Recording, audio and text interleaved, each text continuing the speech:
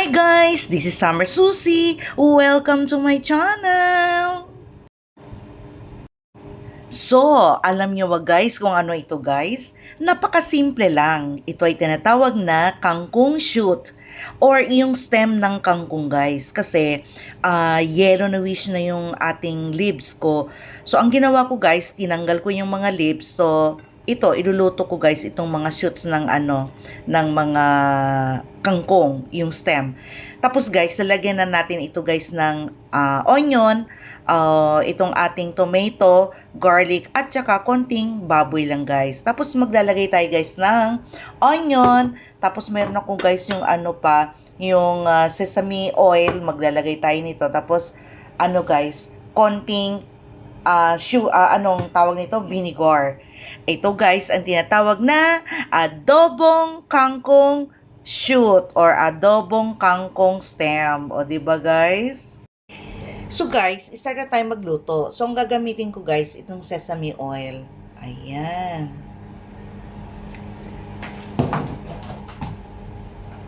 Tapos guys, ilagay ko yung ating pork. So ating i-brown ito guys, bago natin igigisa yung ating bawang at saka sibuyas at saka kamatis. Okay? Later. See you later guys. So guys, brown na yung ating karne. So igigisa na natin guys yung ating onion.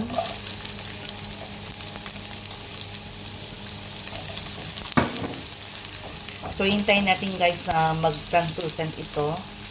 So ilalagay na natin guys yung ating bawang.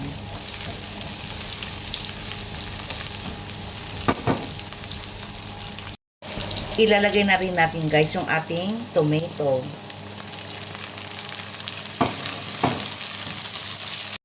Guys, ilalagay na natin ang ating kangkong na stem. Ayan.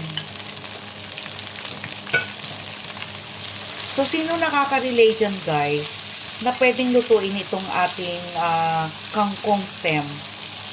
Comment below kung sino nagluto nito guys. Adobo lang naman ito, di ba? So maglalagay na tayo guys ng oyster sauce. Isang kutsara, ayan. And then ating i-gigisa. Siya nga pala guys, kung wala kayong oyster sauce, pwede kayong gumamit guys ng toyo. O di ba? Meron naman akong oyster. So, yun ang munang ang ginamit ko, guys. Pwede rin tayong maglagay ng konting toyo. Isang kutsara. Ayan. And then, guys, maglalagay tayo ng suka. Isang kutsara lang, guys. So, hayaan lang natin mag-evaporate yung vinegar.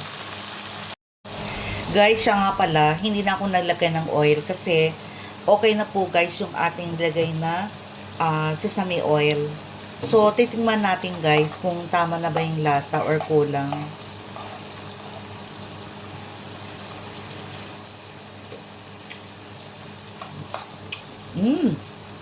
Sarap guys. So guys, simmer natin ito ng about 1 minute na lang kasi madali lang to guys lutuin.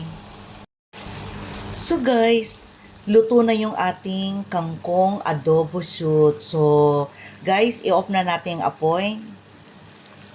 Ayan.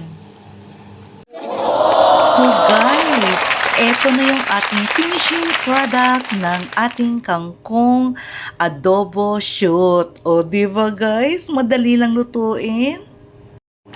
So guys, ano pang iniintay nyo guys? Gayahin nyo na itong aking recipe.